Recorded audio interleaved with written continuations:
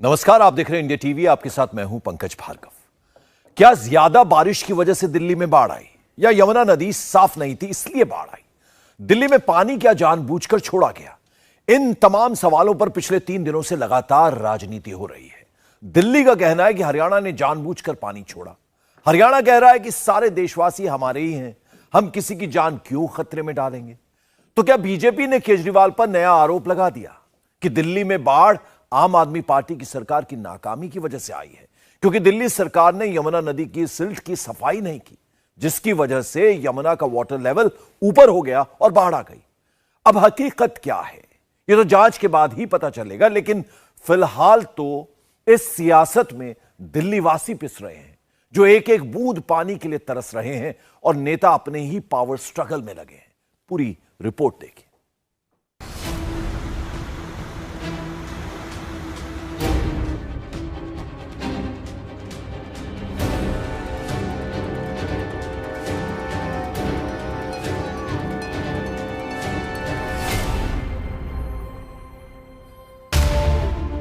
एक गद्दा, एक तकिया और एक पानी की बोतल, बाकी जीवन की जमा पूंजी शून्य है। जीवन फिर से जीरो से शुरू करना है, लेकिन जिनके भरोसे ये बेचारे थे वो खुद सियासत के भरोसे बैठे हैं। मुझे लगता है खट्टर साहब के ऊपर से जो है प्रधानमंत्री का प्रेशर होगा कि तुम्हारी वजह से दिल्ली डूब गई।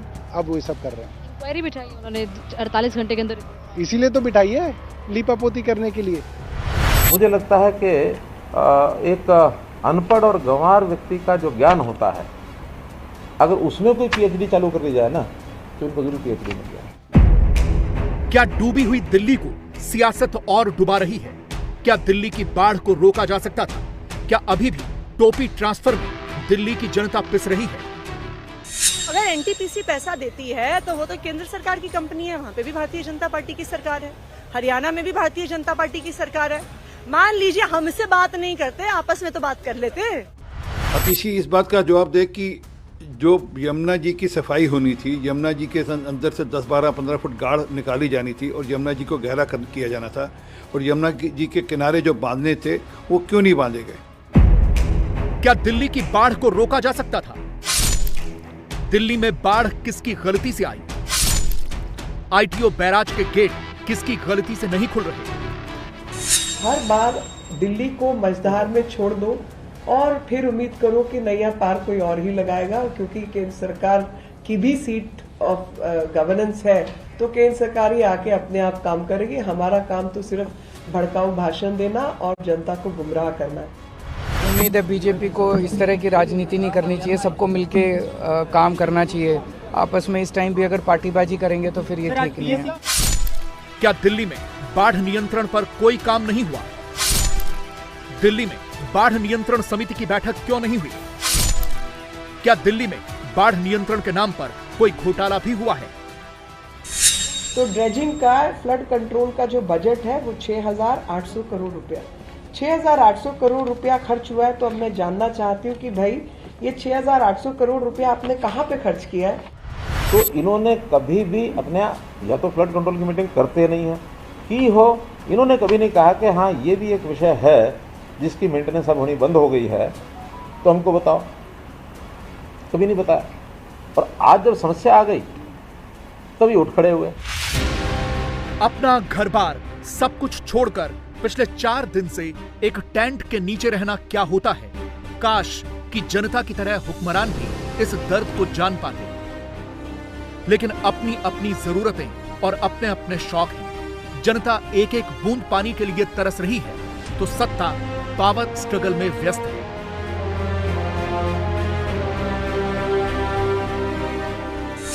यहाँ पे ढंग से पानी नहीं मिल रहा है, बताओ तो क्या मिलेगा? बताओ।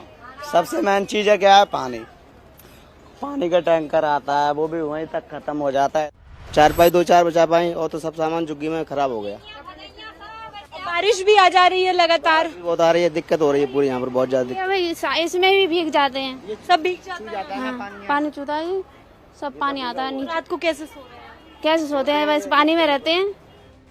दिल्ली का अपडेट यह है कि पानी उतरने लगा है, लेकिन यमुना अभी भी खतरे के निशान से ऊपर बह रही है, लेकिन यमुना किनारे की कॉलोनियों में भरा पानी अभी उतरा नहीं है। इसके अलावा आईटीओ बैराज के 5 बंद गेटों में से एक ही गेट खुल पाया है। नेवी और आर्मी की टीम गेटों को खोलने के लिए लगी हुई है, लेकिन सियासत कहां बिजी है, ये देख लीजिए।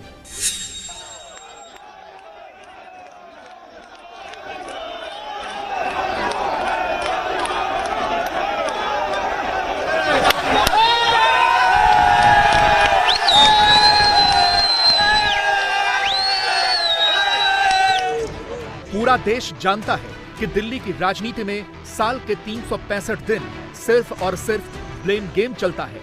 केजरीवाल एलजी पर आरोप लगाते हैं।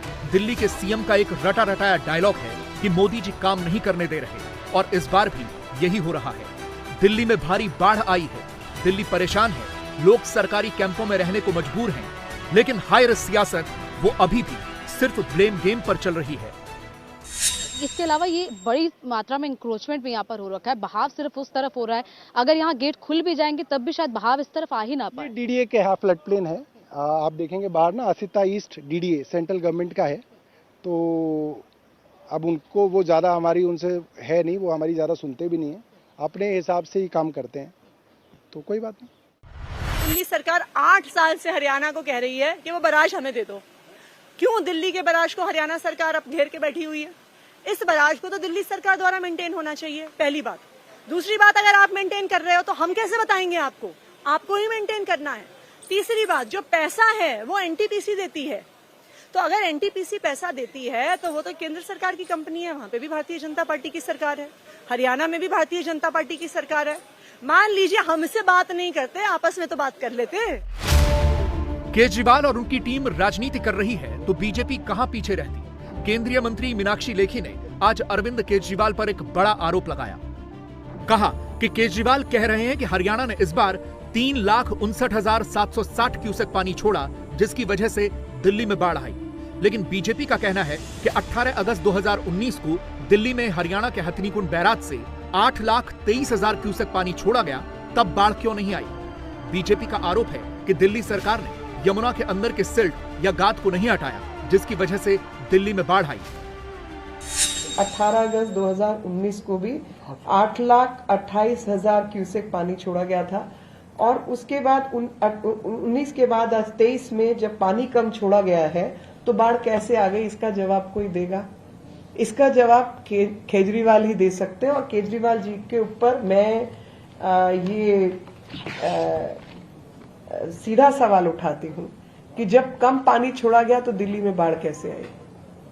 इसका तो सिर्फ एक ही जवाब जो समझ आता है वो ये आता है कि दिल्ली में जो यमुना की ड्रेजिंग होनी थी, क्योंकि जब पानी बहाव के साथ आता है अन्य राज्यों से और आगे मान लीजिए बे ऑफ बंगाल तक जाता है, बंगाल की खाड़ी तक जाता है, तो रास्ते में बहुत सारी मिट्टी साथ लेके आता है, सिल्ट जिसको कहा जाता है, और उससे भराव होता जाता है, नदी भरती चली जाती है, और इस कारण से लगातार नदी की ड्रेजिंग करना एक जरूरी कार्रवाई बन जाती है, ताकि उसकी आप सिल्ट निकालते रहे, उसकी गहराई बढ़ती रहे, और जैसे जैसे उसकी गहराई बढ़ेगी पानी रोकने की, पानी थामने की कैपेसिटी उसकी बढ़ेगी। अगर सफाई दिल्ली सरकार करा रही थी, मगर सफाई दिखानी थी तो एलजी साहब कह रहे थे मैं करा रहा हूँ। आज सफाई में कमी निकल गई तो एलजी साहब और बीजेपी कहने लगी नहीं ये अरविंद केजरीवाल का काम है। भाई आप तय तो कर लीजिए काम किसका। और यही समस्या है दिल्ली के अंदर, सारी पावर एलजी साहब के पास। कोई अच्छा काम हो तो वो एलजी साहब उसका क्रेडिट लेंगे, और कोई चीज़ के अंदर कमी निकल जाए बिना पावर के भी वो जो है वो चुनी हुई सरकार उसका जवाब दे। डिबेट पे चुनी हुई सरकार के मंत्री जाएं, जो है सवालों का जवाब जो है चुनी हुई सरकार के मंत्री दें। अखबारों के अंदर बदनामी हो तो चुनी हुई सरकार की हो, मगर सारी पावर हो वो एलजी साहब की और केंद्र की हो। यही तो जो है समस्या है दिल्ली की। बीजेपी का आरोप है कि दिल्ली सरकार की बाढ़ नियंत्रण समिति की बैठक पिछले 2 साल में एक बार भी नहीं हुई। इस समिति की अध्यक्षता खुद अरविंद केजरीवाल करते हैं। ये बाढ़ नियंत्रण समिति यमुना के डेंजर लेवल को देखती है। ये भी आरोप है कि पूर्वी दिल्ली के डीएम ने कमेटी की बैठक के लिए 21 जून को मुख्यमंत्री को कहा भी था, लेकिन अरविंद केजरीवाल ने इस पर कोई ध्यान नहीं दिया। इस समिति की बैठक क्यों जरूरी थी, इसका अंदाजा आप इस बात से लगाइए कि आईटीओ के बैराज के नीचे इतनी ज्यादा सिल्ट जमा है कि 2 दिन में सिर्फ एक ही गेट खोला जा सका है। अभी तो यमुना में पानी भी ज्यादा है। अगर ये समिति अपनी बैठक में यह पाती कि यमुना में सिल्ट बहुत ज्यादा जमा है तो यह सिल्ट हटाया जाता और ये गेट आसानी से खोले जा सकते थे। तो इन्होंने कभी भी अपने या तो फ्लड कंट्रोल की मीटिंग करते नहीं है की हो, इन्होंने कभी नहीं कहा कि हाँ ये भी एक विषय है जिसकी मेंटेनेंस अब होनी बंद हो गई है तो हमको बताओ, कभी नहीं बताया। और आज जब समस्या आ गई तभी उठ खड़े हुए। हथनीकुंड बैराज से 2 साल पहले 6.5 लाख 7 लाख क्यूसेक पानी छोड़ा गया था, वो भी रेगुलेट हुआ था। अभी मैक्सिमम 11 तारीख को 3,69,000 गया। 3,69,000 सडनली आया, लेकिन इनके आने से पहले तो 6 जिलों में फैल चुका हो। हमारे यहाँ फैला, यूपी में फैला ही होगा। तो इतने जिलों में फैलने के बाद केवल 3 लाख क्यूसेक पानी दिल्ली की उस एरिया में से बाहर नहीं निकलवा सके, इसका मतलब है कि यमुना को मेंटेन नहीं किया इन्होंने। यमुना के अंदर जितनी अनऑथराइज कंस्ट्रक्शन हुई है, आखिर तो उसका एक एरिया है, उस एरिया के नीचे अगर कंस्ट्रक्शन होगी तो पानी का अवरोध करेगी। हमने तो जांच बैठाई है कि इनके सारे सिस्टम को चेक करो, इनके ओखला ब्रिज को भी चेक करो, ITO भी करो। ITO से पहले भी एक और बैराज है, कौन सा है, उसका भी पता लगा। और जो यमुना नदी के अंदर जितने भी एनक्रोचमेंट्स हैं उनका भी पता लगा। लेकिन आम आदमी पार्टी का कहना है कि दिल्ली का ITO बैराज हरियाणा सरकार के अंडर है। बैराज को साफ करने की जिम्मेदारी हरियाणा सरकार की थी। हरियाणा सरकार दिल्ली को बैराज वापस नहीं दे रही है। यह भी कह रही है कि दिल्ली सरकार ने हरियाणा से लगातार बैराज वापस मांगा, लेकिन हरियाणा की तरफ से दिल्ली को यह बैराज नहीं दिया गया। 2022 में जब नई इरिगेशन और फ्लड सेक्रेटरी आ गई दिलराज कौर, उन्होंने फिर हरियाणा को लिखा कि ये बराज दिल्ली के अंदर है, दिल्ली के लिए है, आप इस बराज को दिल्ली सरकार को दे दीजिए, मगर उन्होंने नहीं दिया। फिर ये 2022 का पत्र है और ये तो बड़ा साफ साफ कहता है, दिल्ली के द्वारा लिखा गया हरियाणा को, कि यमुना बराज के गौज काम नहीं कर रहे हैं और हमारी जानकारी है कि इसके गेट भी बंद हैं। साफ लिखा है कि हथनीकुंड बराज से ज़्यादा पानी आया तो दिल्ली में बाढ़ आ सकती है, इसलिए या तो आप इसको हमें दे दीजिए या इसके गेट्स खुलवाइए। तब भी हरियाणा सरकार ने कुछ नहीं किया। यानी पूरी तरह से टोपी ट्रांसफर का गेम चल रहा है। अब पॉलिटिक्स इसी ITO बैराज के ऊपर चल रही है, जिसे खोलने के लिए आर्मी और नेवी की टीमें लगी हुई हैं। पूरी कोशिश के बाद भी इस बैराज के बंद पड़े 5 में से एक ही गेट खुल पाया है। लेकिन जब इस बैराज के मेंटेनेंस की बात आई तो अरविंद केजरीवाल और उनकी टीम ने तुरंत NTPC पर भी ब्लेम डाल दिया कि मेंटेनेंस का पैसा तो NTPC देती है जो केंद्र के अंडर है। मैंने अभी पता किया है कि ये पैसा हम नहीं देते, ये पैसा NTPC देती है।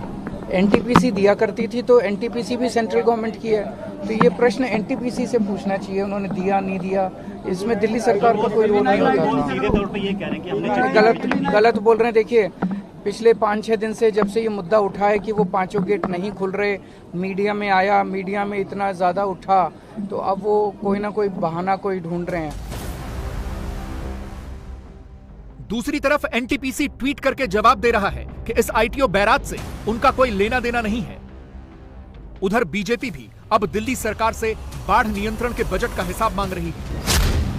बीजेपी का कहना है कि दिल्ली में बाढ़ नियंत्रण का बजट 6800 करोड़ रुपए का है और जब यमुना की सिल्ट निकालने पर यह पैसा खर्च ही नहीं हुआ तो फिर यह पैसा कहां गया? तो ड्रेजिंग का फ्लड कंट्रोल का जो बजट है वो 6,800 करोड़ रुपया, 6,800 करोड़ रुपया खर्च हुआ है। तो अब मैं जानना चाहती हूँ कि भाई ये 6,800 करोड़ रुपया आपने कहाँ पे खर्च किया है? क्योंकि 6,800 करोड़ रुपया 5 साल यमुना की सफाई पर अगर दिल्ली सरकार ने खर्च किया है तो वो पैसा कहाँ गया? क्योंकि ड्रेजिंग तो आपने की नहीं, तो 6,800 रुपया कहाँ खर्च हो गया?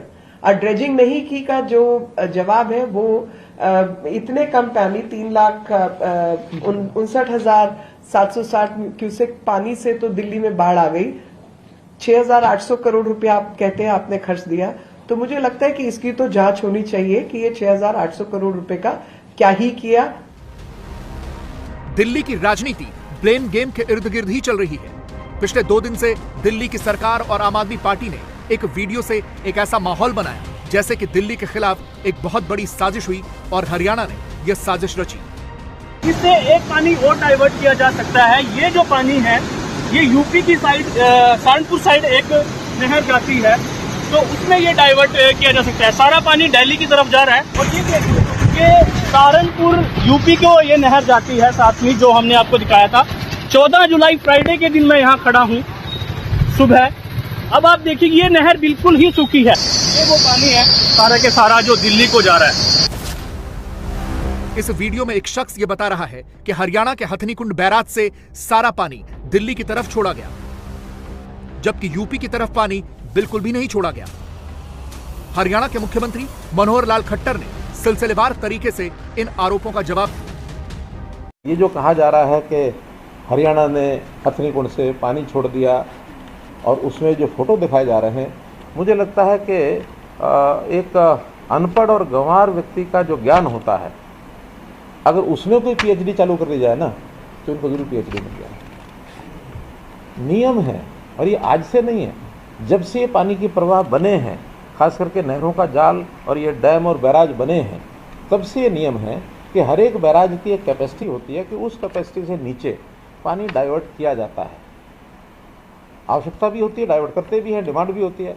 लेकिन जब पानी बहुत ज़्यादा आ जाता है तो एक तो डाइवर्शन जो है नहरों का ये रोक दिया जाता है, क्योंकि उस ज़्यादा फ्लो के कारण से, उस प्रेशर के कारण से अगर पानी का रास्ता उसको मिलेगा तो उस सिस्टम को तोड़ देगा, और इसको बंद रखा जाएगा तो सिस्टम सुरक्षित रहेगा और फिर पानी का जो नेचुरल फ्लो है उधर पानी जाएगा। नदियाँ जो हैं वो नेचुरल फ्लो की चीज़ हैं, नहरें नेचुरल फ्लो की चीज़ नहीं है। नहरें मैनमेड हैं, नहरें आवश्यकता के लिए हैं, और अगर एक बार नहर टूट गई तो फिर कितना बड़ा नुकसान हो जाएगा किसी इलाके का, ये शायद ही किसी को पता है। हरियाणा का साफ साफ कहना है कि नहरों में पानी तब छोड़ा जाता है जब पानी कम होता है, लेकिन जब अचानक से नदी में इतना पानी आ जाता है तो नहरों में पानी रोक दिया जाता है, क्योंकि ऐसे वक्त में नहरों में पानी छोड़ने से नुकसान का खतरा और ज्यादा रहता है। इसीलिए नदी को उसके प्राकृतिक बहाव की तरफ मोड़ा गया, यानी दिल्ली की तरफ। लेकिन आम आदमी पार्टी के नेता, विधायक, मंत्री, कार्यकर्ता सब इसी एजेंडे में लगे रहे कि हरियाणा ने दिल्ली को डुबो दिया, और हरियाणा में तो बीजेपी की सरकार है जो दिल्ली वालों से बदला ले रही है। इंडिया टीवी हर वक्त हर जगह डाउनलोड करने के लिए सर्च करें India TV news Google play store या ऐप स्टोर पर।